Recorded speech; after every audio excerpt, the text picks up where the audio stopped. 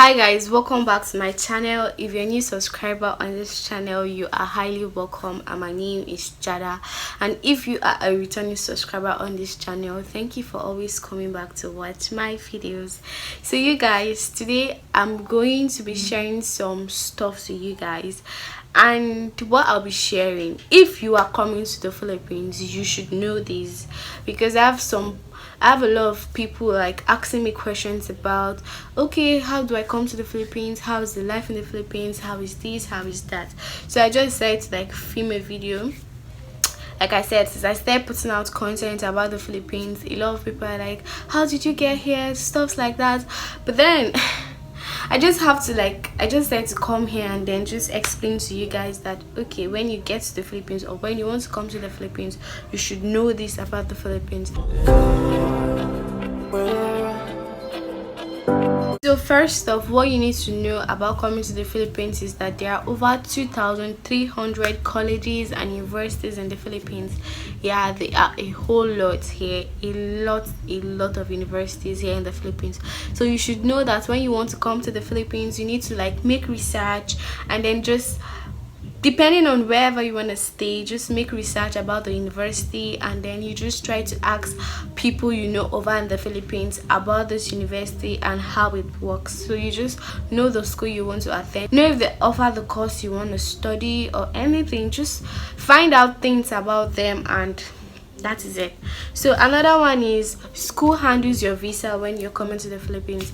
Yeah, you know, you will definitely get your tourist visa, because before you come to the Philippines, at the embassy you would get your tourist visa. Yeah, and that's for like 3 months. So when you get to the Philippines, you meet your school will take over. They would convert it to like your student visa, because you're schooling here in the Philippines. So school handles your visa. You don't need to stress about anything. What you just need to do is get to the Philippines. So to get admission in the Philippines for like the undergraduates, you don't need to write any exams. I've forgotten the name of the exams, but some people say it's the English exam. I think there's a particular name, but like it's the English exam. So you don't need to write any exam. Actually, for my school, I didn't write any exam, but I'm not really sure you have to write an exam to come to the Philippines. Yeah, I don't know. Even if you have to write an exam to come to the Philippines, then it's not all schools. Yeah, but for my school, I didn't have to write any exam. It's just to get it. So like we all know, like government universities are affordable, and then private universities are expensive. You guys understand? So but then when you school like in the province, you're gonna get an affordable private university that you can afford, that you can pay, and then it's quite okay. So but then when you school like in the big cities, let me just call it like that, then you should be aware that your tuition is gonna be expensive, and then probably you have to look for a government university over there. But then I don't know if there are a lot of foreigners in government universities, because I know that most foreigners are like in private universities here in the Philippines.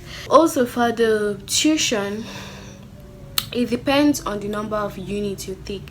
So like everything is really simple in the Philippines. You don't need to stress it, because I know back then in Nigeria, it's going to be that, oh, you have this number of courses in a semester, so you have to offer that courses. Like if they are giving you like 10 courses in a semester, you have to offer those 10 courses in the semester. But then here in the Philippines, it depends on the unit you take. If you're having like 8 courses in a semester, and then you don't want to take 8 courses, you could take 4, you could take 2, you could take 3. Yeah, you could take any course you want, and then your tuition is going to be lesser and very cheap. It's just that taking little courses, you have like a higher time to graduate. Like you keep just extending your graduation in the Philippines.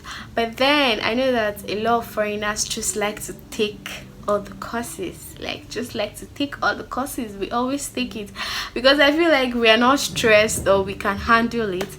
So it depends on your tuition. Actually depends on the number of units you take in the Philippines. So let's talk about the people and the language. Like we all know, the Philippines have their language, which is called Tagalog, but then they speak English also. So the people, yeah, they speak English, and then some speak Tagalog. But then I think when you get in class, your instructors are going to speak English to you, and if they tend to like speak Tagalog and then you don't understand, you can just tell them, excuse me ma'am, I don't understand what you're saying, and then they are going to just speak English or explain it to you in English. But I can say that even the Filipino classes I attend, my instructor talks to us in English. So you see, they speak English here in the Philippines. So let's talk about the cost of living. Well, the cost of living is pretty much affordable, I would say. It's affordable because, okay, let's talk about the apartment you stay. Okay, I know that some schools have dormitories. I don't stay in a dorm, but then some schools have dorm, and when you find the dorms, they could be cheap and some could be expensive depending on how the dorm is. Like my school dorm is, it's like a 2-bedroom flat. I don't know how to, yeah, it's like a 2-bedroom flat. That's like 2 rooms, and then the living room and the CR, and then the kitchen area. Yeah, so that's how the dorm in my school is. But then I feel like that dorm, it's pretty much expensive because it comes furnished.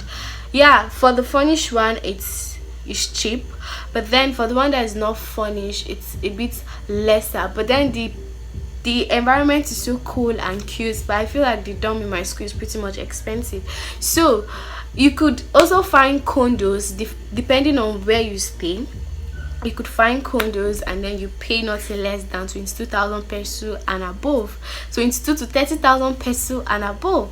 So I don't stay in a condo. And also, apart from staying in the condos, you could find like apartments in the community.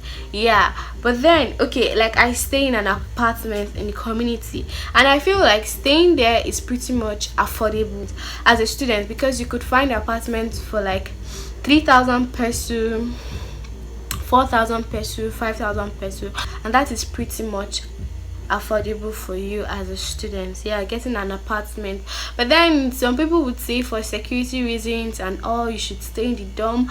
But then not necessarily you stay in the dorm. Not everyone stays in the dorm, you know. So, and it's actually safe here in the Philippines. I've not heard of any stuff that I would say is not safe. So there are other dorms also outside school, and you know, here in the Philippines they have what they call like bed space. So I feel like a lot of Filipinos that leave the present city their family stay in and then travel to another city to school, they stay in all this bed space, and then they just stay there, and then once they are done for the semester or after the week, they go back home for the weekend or for break. So you could also stay in a bed space depending on you, but I've not really seen any foreigners staying in a bed space. Yeah, because you find like 4 people there, probably you won't feel comfortable staying in a bed space. So that's another thing. So let's talk about the food and the restaurants. So there are foods and restaurants like everywhere in the Philippines, because the Filipinos don't love to cook. They don't cook, so there are a lot of restaurants, and Filipinos eat out a lot. So it depends on you. When you come to the Philippines and then you want to cook, it's fine. If you want to cook your own food, it's fine. If you have enough money to like always eat out, it's fine. For me, I know I cook my own food, but then there are times when you just crave something different and then you want to eat out. So it depends on you.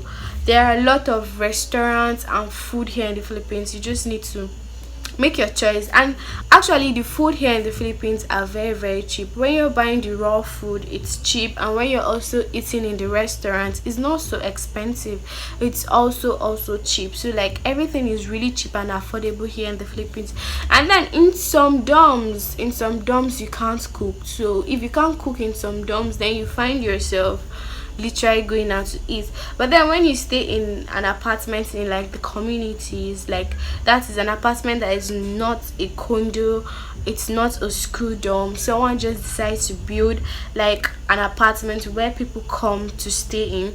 So if you stay in such apartments, you can freely do whatever you want, you can cook whatever you want. So you guys, I really hope that this video was helpful to those who have been asking me of things they need to know about the Philippines and getting here.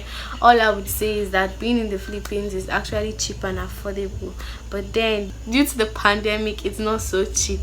Anyways, if you enjoyed this video, do also give me a thumbs up, subscribe to my channel, and see you in my next video. Bye.